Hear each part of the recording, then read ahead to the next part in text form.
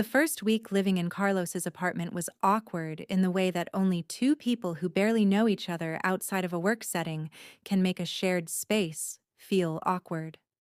They had a routine almost immediately, not because they planned one, but because they were both the kind of people who defaulted to structure when everything else felt uncertain. Carlos left for the office at 7:30 every morning. Emily left at 8. They arrived at work separately to avoid drawing too much attention. In the evenings, Carlos usually got home after 8, sometimes closer to 9. Emily would have already eaten and was either working on something at the dining table or in her room. They were polite and professional. However, 11 days into the arrangement, Emily couldn't sleep.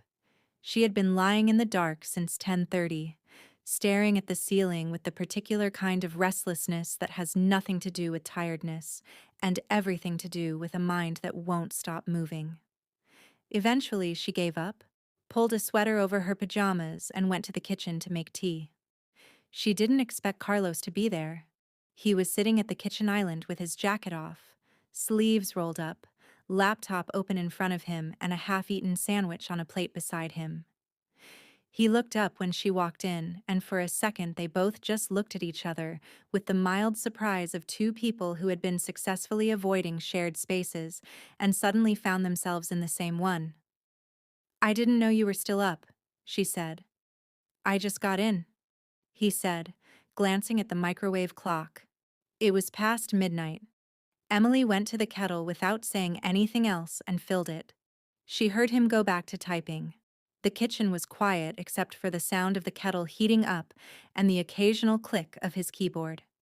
She made her tea, and because the kitchen island was the most comfortable surface in the open plan space, and her feet were cold from the tiled floor, she sat down on the stool across from him with her mug and pulled her feet up under her. Carlos glanced up briefly, then back at his screen. Several minutes passed in silence. "You work too late," she said. She hadn't planned to say anything. It just came out. "I work until the work is done," he said without looking up. "That's what people say when they don't know how to stop," she said. He looked up at that. It was just with the kind of look that meant he was paying attention now. "Is that from the diary or is that a new opinion?" he asked. Emily looked at him over the rim of her mug. "New one," she said. Something moved at the corner of his mouth. "I'll take it under consideration," he said. She smiled into her tea before she could stop herself. They stayed like that for a while. Him working, her drinking her tea in the quiet of his kitchen at midnight. It wasn't uncomfortable. That was the thing that stayed with Emily on her way back to her room. It wasn't uncomfortable at all. And she thought about that longer than she should have before she finally fell asleep. A few days later, Emily came home from work to find a brown paper bag on the kitchen counter with her name on a small note. She opened the bag. Inside was a container of soup from the restaurant 2 blocks away that she had mentioned only once, and in passing was the best she had ever tasted. There was no other explanation. She stood in the kitchen holding the container and felt something shift quietly in her chest. She told herself it was just a gesture, a practical one. The kind of thing a person does when they happen to pass a restaurant. It didn't mean anything. She ate the soup at the kitchen island, and it was exactly as good as she remembered. When Carlos got home that evening, she was still at the island with her laptop. He came into the kitchen, loosened his tie, and opened the fridge. "The soup was from you," she said. "Mrs. Abel mentioned you'd been skipping lunch this week," he said, not turning around. "You asked Mrs. Abel about my lunch?" she said. "She volunteered the information," he said.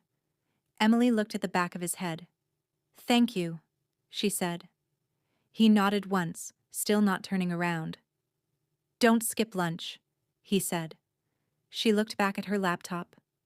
"Okay," she said quietly. That Sunday afternoon, Carlos was in the living room reading when Emily came out of her room with her own book. The living room had better light than her room, and she hadn't thought too carefully about the fact that he was already there. She settled on the other end of the couch, and they read in silence for almost 2 hours without either of them suggesting they move. At some point, Emily looked up to check the time and found Carlos already looking at her, not in an intense way, not in a way that demanded anything. He was just looking, the way a person does when their eyes travel without permission to something they have gotten used to having nearby. He looked back at his book immediately. Emily looked at the clock. Her heart was beating slightly faster than it had any reason to be, and she told herself it was nothing. People made accidental eye contact. It happened all the time. It meant absolutely nothing, and she was going to stop thinking about it in the next 30 seconds. She thought about it for the rest of the evening. The week after that, Carlos pulled back. Not in an obvious way. He still came home, still attended the dinners they had scheduled, still played the role perfectly whenever Richard Harlow or anyone connected to the merger was present.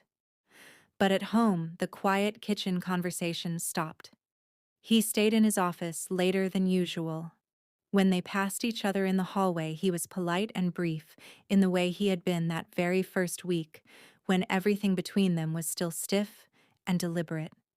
Emily noticed. Of course she noticed. And she told herself it was fine, because this was actually how things were supposed to be. They weren't supposed to be getting comfortable with each other. They weren't supposed to be sharing midnight kitchens and Sunday afternoons on the same couch. The contract had been clear from the beginning. They were meant to be colleagues behind closed doors. So this was meant to be good. This was how it was supposed to go. She went back to eating in her room and staying at her desk in the evenings and keeping to her side of the apartment, and she told herself she was completely fine with all of it. She was not fine with any of it. It was on a Thursday evening near the end of the second month. Emily was at the dining table going through a work brief when Carlos came out of his office looking like a man who had been inside his own head for too long. He went to the kitchen, came back with a glass of water, and stood near the window looking out at the city. Then he said without turning around, "You've been avoiding me." Emily looked up from her laptop. "You've been avoiding me first," she said. There was a short silence. He turned around. "That's fair," he said. She closed her laptop. This felt like a conversation that deserved full attention. "Can I ask you something?" she said. "Go ahead," he said. "The soup. The way you talk about me at dinners, the midnight kitchen. Was any of that part of the contract act, or were you just being a person?" she said. Carlos looked at her for a moment. He set his glass down on the coffee table and sat in the armchair across from her, leaning forward with his elbows on his knees. For the first time since she had known him, he looked like a man who was choosing honesty over composure. "I didn't plan any of it," he said. Emily held his gaze. "Neither did I," she said. The room was very quiet. "We have 5 weeks left on the contract," he said. "I know," she said. "I think we should finish what we started and keep things professional until then," he said. He said it evenly, like a reasonable business decision. But there was something underneath it. Something careful and almost cautious. That told Emily this wasn't as easy for him to say as it sounded. She looked at him for a long moment. Then she nodded. "Okay," she said.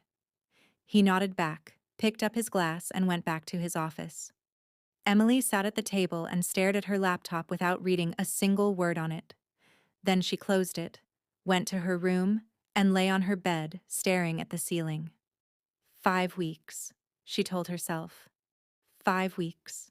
And this would all be over, and she would go back to her life and her mother and Josh and the new salary, and everything would be fine. At 2 in the morning, she saw the light under his office door.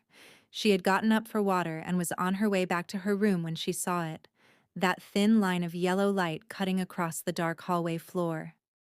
She stood there for a moment, telling herself to keep walking. He had said professional. She had agreed. Walking past that door and going back to bed was the correct and reasonable thing to do. She knocked anyway. There was a short pause before he answered. "Come in," he said. She opened the door. Carlos was at his desk, jacket long gone, Tie loosened. It was the kind of tired that accumulates over weeks rather than hours, sitting quietly behind his eyes. He looked up at her and waited. "It's 2 in the morning," she said. "I'm aware," he said. "You told me not to skip lunch," she said. "I'm telling you to sleep." He looked at her for a moment. "Emily?" he said. It was the first time he had used her first name without it being part of a performance in front of other people. It landed differently than she expected. "I know what I said earlier," he continued, leaning back in his chair. "About keeping things professional. I meant it. I still mean it.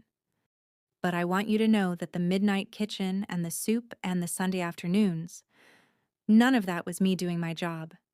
None of it was part of the contract."